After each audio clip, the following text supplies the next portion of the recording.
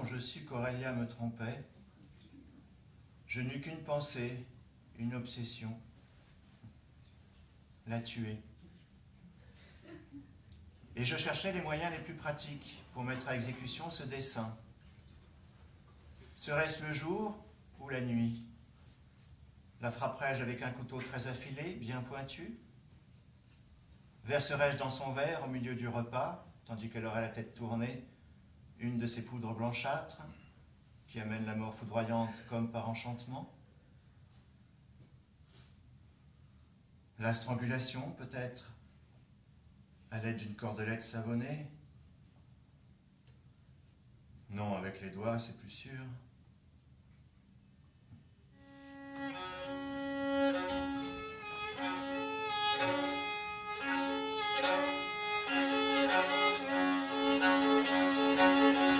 Écoutez ce qu'écrit Lovecraft. Je frissonnais curieusement dans l'air froid et raréfié, et me demandais où je me trouvais et comment j'étais venu, lorsqu'une forme enveloppée dans un manteau près d'un feu de camp se leva et s'approcha, m'appelant par mon nom. Regardant le visage mort sous le capuchon, je cessais d'espérer, car j'avais compris.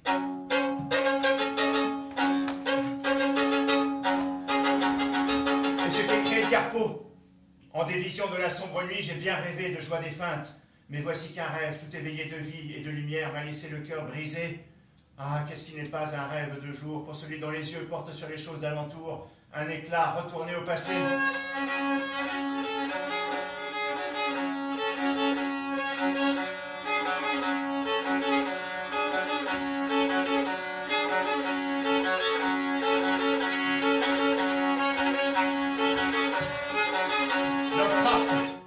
Il y avait de grandes steppes et des plateaux rocheux s'étendant presque illimités dans la nuit étoilée, avec d'étranges feux de camp répandant une faible lumière sur des bêtes aux clochettes tintantes, en des troupeaux velus. Loin vers le sud, la plaine descendait large et basse vers une ligne sombre en zigzag de murailles, gisant comme un énorme python surgi de l'aube des temps que des éons infinis auraient gelé et pétrifié.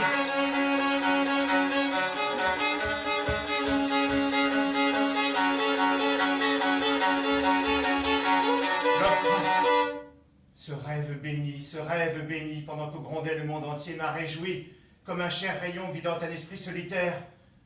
Oui, quoique cette lumière, dont l'orage et la nuit trembla comme de loin, que pouvait-il y avoir brillant avec plus de pureté?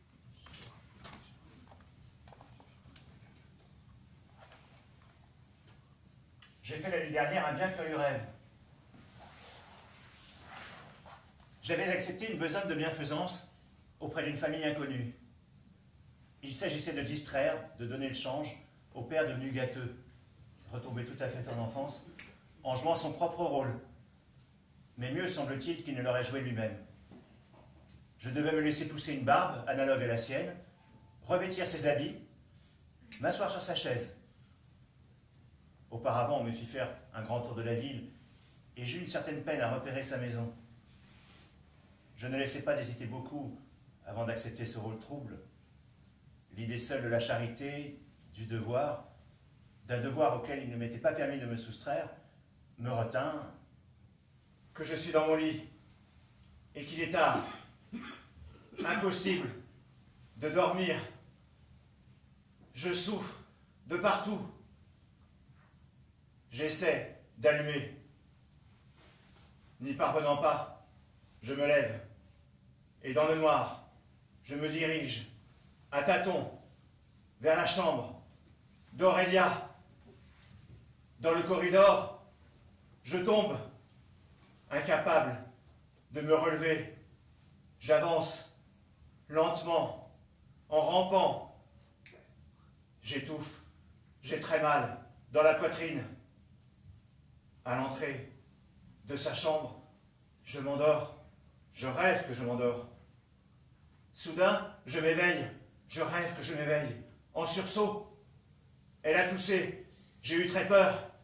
Je m'aperçois alors qu'il m'est impossible de bouger.